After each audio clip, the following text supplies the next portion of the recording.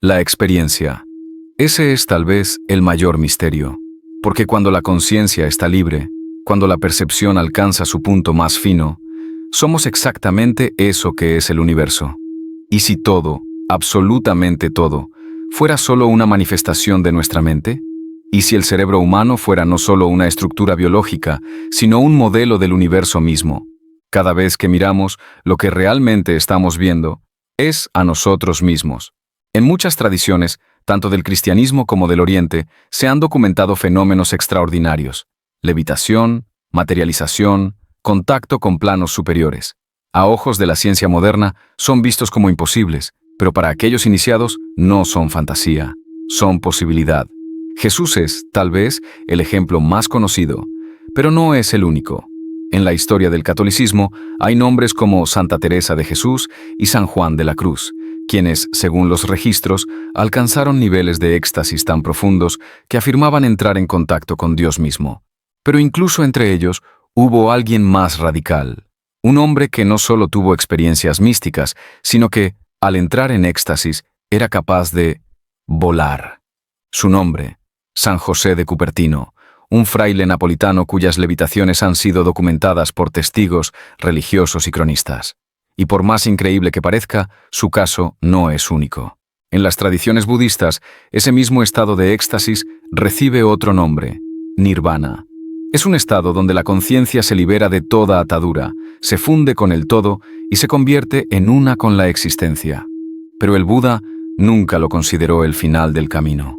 Para él, el nirvana era apenas el umbral.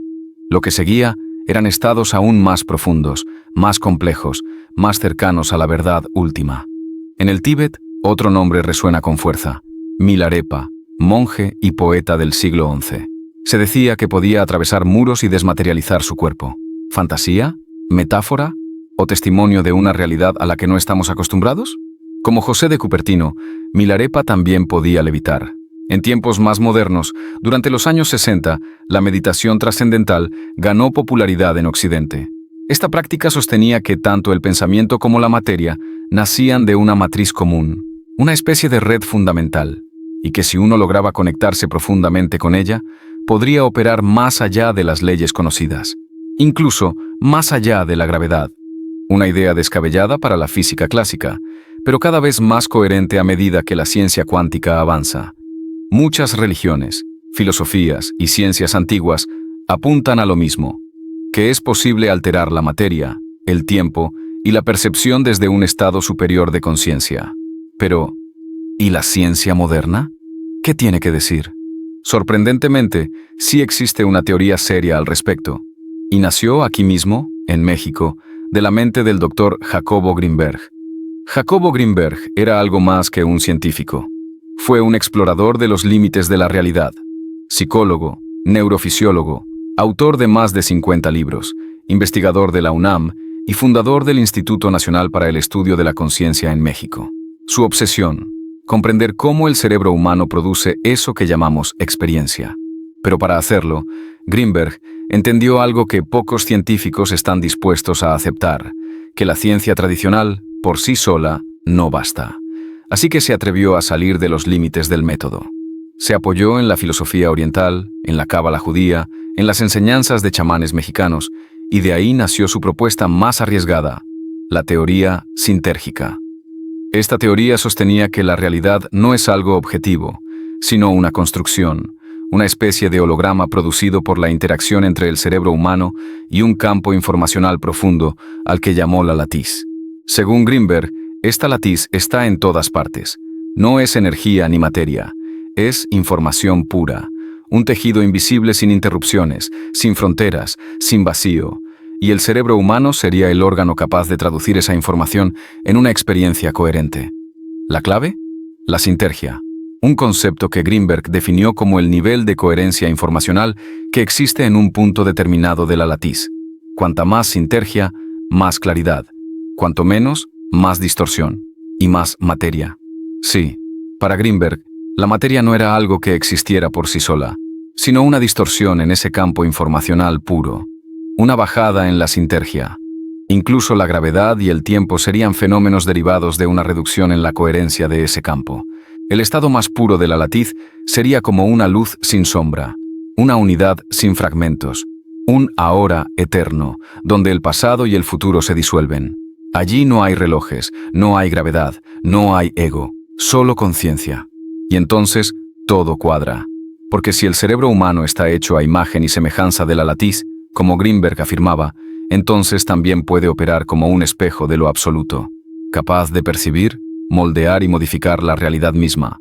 Los estados alterados de conciencia, ya sea por meditación profunda o por ciertas sustancias, podrían aumentar la sintergia. Y en ese aumento, el tiempo cambia, se dilata, se fragmenta, se derrite, y uno se pregunta, ¿cuál es la verdadera percepción del tiempo?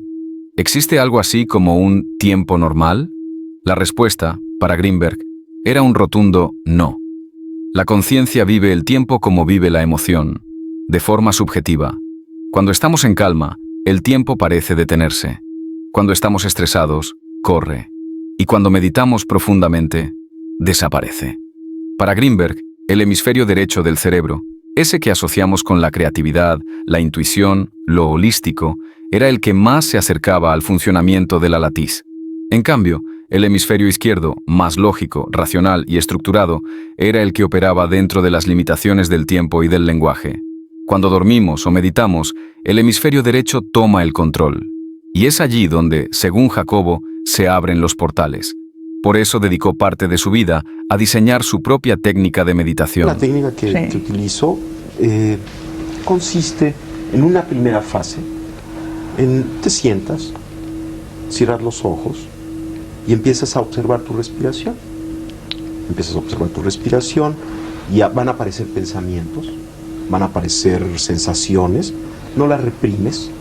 Por ejemplo, si aparece un pensamiento, pues lo dejas pasar y vuelves a tu respiración. Una práctica compleja que bautizó como meditación autolúcida. A diferencia de otras técnicas como el vipassana budista, que se centra en observar la respiración y las sensaciones del cuerpo, la meditación autolúcida proponía una observación simultánea de todos los elementos de la experiencia: el pensamiento, la emoción, el cuerpo, la respiración, el entorno, todo, al mismo tiempo. ¿El objetivo? Derrumbar la frontera entre lo interno y lo externo, entre lo que observa y lo que es observado. Porque en ese estado, decía Greenberg, uno se da cuenta de que no existe tal cosa como afuera o adentro. Todo es parte de un mismo campo, de una misma red. Y si puedes sostener esa observación simultánea el tiempo suficiente, sucede algo. Una especie de cruce, un umbral, como si te encontraras contigo mismo en un plano que siempre estuvo allí, pero que nunca habías notado. ¿Y quién es ese tú con el que te encuentras? No es fácil de explicar. No tiene forma, ni nombre, ni historia. Es simplemente todo lo que eres, sin los filtros. Es la conciencia pura. Una conexión con la totalidad. Y en ese momento entiendes que el yo que creías ser era solo una ilusión. Por eso es tan difícil. No es una técnica de relajación ni una moda espiritual. Es un proceso que exige una renuncia total al ego, una entrega a lo desconocido, porque para llegar allí hay que dejar atrás todas las ideas que tenemos sobre nosotros mismos. Y claro, por eso hay más personas intentando hacerse millonarias que intentando alcanzar la conciencia de unidad. Greenberg identificaba este estado como el verdadero significado de conceptos como nirvana, éxtasis o la muerte del yo. Para él, todos estos nombres eran distintas formas de hablar de una misma experiencia: la unidad. Ese punto omega donde el cerebro humano alcanza la máxima coherencia posible con la latiz. Y por fin, vemos la realidad tal como es. Tal vez por eso tantas religiones insisten en que Dios está en todas partes, pero no lo vemos. Porque no es que no esté, es que no estamos sintonizados con Él. Para Greenberg, el Dios cristiano no era un señor barbudo en el cielo, sino una metáfora, una representación simbólica de esa latiz que sostiene el universo. Y si uno va al taoísmo, encuentra exactamente lo mismo: el Tao. El Tao, que puede nombrarse, no es el verdadero Tao, decía Lao Tse. Lo que tiene forma no es la esencia, lo invisible, lo innombrable, eso es lo eterno. Incluso en las enseñanzas del sabio Hermes Trismegisto, padre del hermetismo y de la alquimia, resuenan las mismas ideas. Lo que Jacobo llamaba la latiz Hermes lo llamó el gran mente, no materia, no energía, mente, conciencia pura. No es casualidad que muchos pensadores del Renacimiento consideraran a Hermes un profeta. Uno de ellos, Giovanni Pico de la Mirandola, escribió un texto extraordinario en el siglo XV, el discurso sobre la dignidad del hombre. Ahí, Pico plantea que Dios no le dio al ser humano una forma fija ni un destino impuesto. A diferencia de los animales, que nacen ya definidos, el hombre fue colocado en el centro del universo, para elegir, para construirse a sí mismo, para convertirse en lo que desee, una bestia, un ángel, un dios. El hombre, escribió Pico, es el único ser que tiene la libertad de determinar su propia naturaleza. Y en esto, Pico y Grinberg coinciden. Para ambos, la conciencia humana no es un accidente biológico, sino un puente. Una oportunidad para unirnos con la totalidad, si así lo elegimos. Pero hay una diferencia crucial. Las plantas, los animales, incluso los objetos, también forman parte del universo, pero no saben que lo son. Nosotros sí. Esa es nuestra bendición, y también nuestra responsabilidad, porque si somos conscientes de nuestra unidad con el todo, entonces podemos actuar desde ella. Podemos dejar de vernos como fragmentos aislados y reconocernos como expresiones de una misma conciencia. Grinberg lo dijo con claridad. Quizá el ser humano decidió perder el paraíso de la unidad inconsciente para conquistar el paraíso de la unidad consciente. Y en esa búsqueda, Dios fue cómplice, no como figura castigadora, sino como el reflejo más puro del universo, deseando ser acompañado por alguien igual de osado, alguien capaz de mirar el abismo y cruzarlo. Durante siglos, los portentos de personas como San José de Cupertino o Milarepa quedaron relegados al mundo del mito. Fenómenos inexplicables, curiosidades místicas. Pero Jacobo Grinberg quería algo más. Quería explicarlos desde la ciencia. Y fue entonces cuando conoció a una mujer que cambiaría para siempre su visión del mundo. Pachita, una curandera mexicana con habilidades que desafiaban toda lógica médica. Grinberg no era un ingenuo, era neurofisiólogo.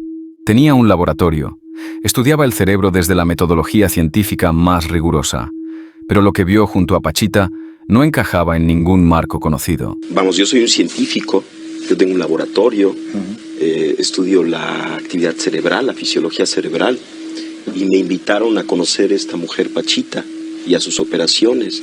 Y lo que yo vi ahí, en principio, contradecía todo concepto y todo conocimiento que yo tenía acerca de la realidad. Pachita realizaba cirugías, sin anestesia, sin bisturís quirúrgicos, sin salas esterilizadas. Usaba un viejo cuchillo de monte, extraía órganos enfermos y los reemplazaba por otros sanos, y los pacientes sanaban. Grinberg lo vio, lo documentó, lo estudió durante meses, y llegó a una conclusión tan radical como inevitable. Decía antes que el cerebro, al interactuar con este campo informacional preespacial, como resultante final, crea la realidad perceptual. Ahora, lo que yo he pensado es que esta realidad que se crea, que es el producto final de un proceso cerebral, una vez creada, tiene una existencia real. Esto es, lo que estamos viendo, los colores, las formas, existen en el nivel en este nivel que estoy mencionando. O sea, son al mismo tiempo un producto final de un procesamiento, pero ya que está esto, tienen existencia real. Pero existen como conciencia, no existen como materia, sino existen como conciencia. De acuerdo con esta idea, Pachita estaba localizada en esta conciencia directamente, ya en la creación, ya no había proceso. La realidad, tal como la entendemos, no es la única realidad posible. Pachita, según él, no operaba en este mundo físico, sino en un plano más profundo, en el nivel donde la conciencia crea la materia, donde las leyes del espacio y el tiempo ya no aplican, donde el deseo puro, sin interferencias, puede moldear lo real. En sus últimos escritos, Grinberg desarrolló una hipótesis aún más audaz, que el cerebro humano, en estados de alta sintergia, podía entrelazarse con otros cerebros, generando una especie de hipercampo, una conciencia colectiva parecida al inconsciente colectivo de Jung, pero desde la neurofisiología. Lo llamó el potencial transferido. En 1994, decidió probar su teoría. Planeó un experimento telepático con un colega en la India. Partió el 8 de diciembre hacia allá y jamás regresó. Jacobo Grinberg desapareció sin dejar rastro. Más tarde, surgirían rumores, que fue secuestrado por la CIA, que fue recluido en instalaciones secretas, que su trabajo había cruzado una línea peligrosa entre lo espiritual y lo científico. Incluso existen documentos desclasificados que lo mencionan en investigaciones sobre percepción remota y capacidades mentales. Su paradero aún hoy es un misterio, pero su legado sigue expandiéndose.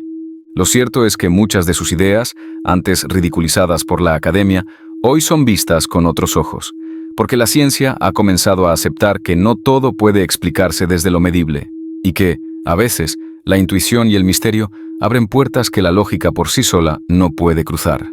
Jacobo Grinberg fue un adelantado a su tiempo, y quizá por eso fue silenciado. Pero su mayor aporte no fue una fórmula ni una teoría. Fue recordarnos algo que la modernidad ha querido enterrar. Que la conciencia no es un accidente, que la realidad no es un muro, sino un espejo. Y que si miramos dentro, si realmente nos atrevemos a mirar, podríamos despertar.